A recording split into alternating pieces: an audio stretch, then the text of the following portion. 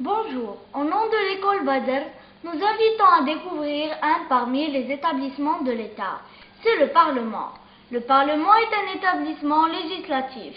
Il est composé de deux chambres, une chambre des représentants et une chambre des conseillers. La chambre des représentants est élue pour 5 ans au suffrage universel direct. La chambre des conseillers est élue pour 9 ans au suffrage universel indirect avec renouvellement par tiers tous les 3 ans. Les représentants et les conseillers ont le même rôle, c'est de défendre et résoudre les problèmes publics. Et pour nous rapprocher plus de cet établissement, on a rencontré M. Abdelhi Bennis. M. Abdelhi Bennis est un ancien fonctionnaire et auteur en même temps de plusieurs ouvrages sur cet établissement. Monsieur Abdelhi Bennis, quelles sont les causes et les motivations qui vous ont poussé à mémoriser l'histoire du Parlement? اولا كنشكر مؤسسه بدر للتربيه والتعليم على هذا التعريف بهذه المؤسسه. انا التحاقي بمؤسسه التشريعيه يعني البرلمان كان نهار 14 اكتوبر 1977 وولجت هذه المؤسسه كعون خدمه يعني شاوش في السلم واحد يعني ادنى السلالم الاداريه. والسبب ديال هذا المنصب اللي تسلمت كيرجع لانني ما عنديش شواهد جامعيه ولا حتى ابتدائيه نهائيا ما كان حصلت على شهاده. المهم كنت كنمارس حرفه الصناعه التقليديه مع الاب ديالي في مدينه فاس.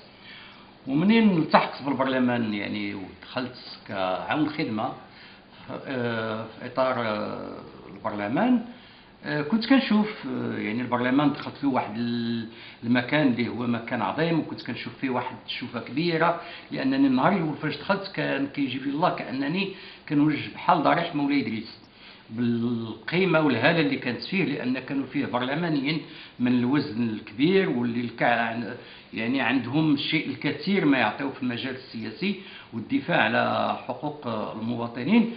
فطبعا انا بالنسبه لي كانت مدرسه تعلمت منهم الشيء الكثير والشيء الكثير. كنت كنشتغل بجد واجتهاد ولكن كنت كنلاحظ انه موظفين اخرين اللي عندهم شواهد كيتخلصوا احسن مني فبغيت نحسن الوضعيه ديالي.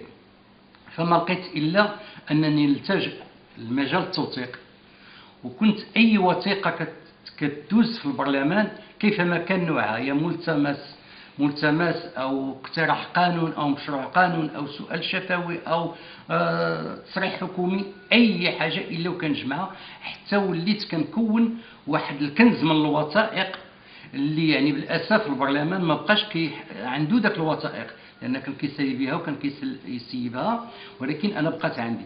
ومن ذاك الكم الهائل ديال الوثائق اللي كانت عندي عملت اكثر من 100 عمل توثيقي. وهاد ال 100 عمل توثيقي منين شفتها عطات الاكل ديالها والناس كيشجعوا وتيقولوا مزيان التجأت لاصدار الكتب. طبعا يعني في اطار اصدار الكتب صدرت موسوعه برلمانيه. هذه موسوعه برلمانيه ما كيمكنش نتكلم لك على الكتب كلهم.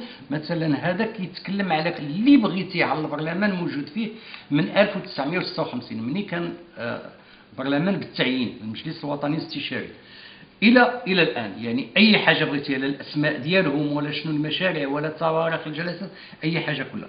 طبعا من بعد هذا العمل عملت البرلمان في اجتهاد القضاء الدستوري. هذا كتاب فيه جميع القرارات والمقررات الغرفه الدستوريه والمجلس الدستوري متعلقه بالبرلمان.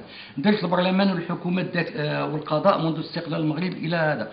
درت نصف قرن من الحياه البرلمانيه من 1963 الى 2013. اقوى الاحداث التي طبعت المغرب من 1900 الى 2010. مذكرات شاوش في البرلمان. الاداء البرلماني للزعيم على الفاسي. يعني واحد المجموعه كبيره ديال الاعمال اللي عملت واحد المجموعه ديال الكتب.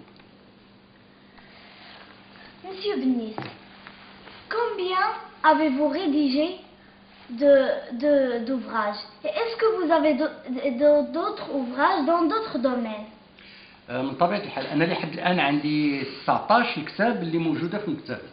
يعني 19 إصدار اللي أغلبيتها حول البرلمان والحكومة طبعا، ولكن ما اقتصرتش على المجال ديال البرلمان. فعملت هذا أول عمل كان عندي هو درته حول المرأة، لأن المرأة عندي عزيزة في حياتي، وهذا الكتاب كيتكلم على المرأة في الخطب الملكية والتصاريح الحكومية وبرامج الأحزاب السياسية. عملت هذا اليهود المغاربة في المنظومة القانونية من 1913 إلى 2007. عملت هذا ومهم أطيب الأحاجي والأمثال من أفواه النساء والرجال، وهذا اللي فيه 10300 من الأمثال الشعبية اللي يعني كتروج في المغرب. هذا عملت أروع الحكايات من أفواه الجدات، يعني كيحتوي على 73 حكاية من الحكايات. طبعا درت المآثر التاريخية اللي موجودة في المغرب، جميع المآثر المغربية، التعريف بها بالصور ديالها والتاريخ ديالها. والآن أنا يعني بين يدي كتاب تيهم الطفولة والناشئة، يعني غنقرب البرلمان من الطفل، يعني كتاب غيكون كيعرف بالبرلمان ولكن بواحد الصيغة مبسطة. هذا هو اللي كاين الآن. Monsieur Binet, c'est un homme autodidacte. Il a plusieurs ouvrages. Il a passé toute